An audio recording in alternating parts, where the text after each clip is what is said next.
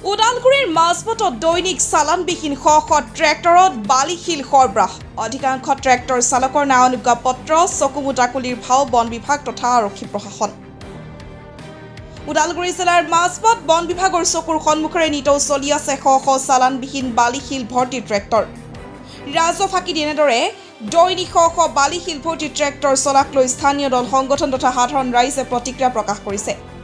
সাধাৰণ ৰাইজৰ মাজত বুবুৱাবা চলা দেখা গৈছে যে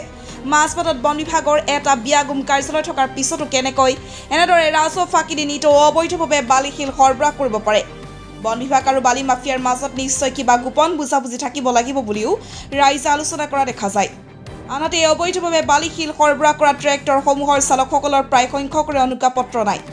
তেনেস্থলত অনুজ্ঞাপত্ৰবিহীন এই চালকসকলে মাজপথ আৰক্ষীৰ চকুৰ সন্মুখেৰে বিনাদি ঠাই কেনেকৈ বালিশিল সৰবৰাহ কৰি আছে তাকে লৈ একাংশ সচেতন ৰাইজে আৰক্ষীৰ ওপৰত সন্দেহ প্ৰকাশ কৰিছে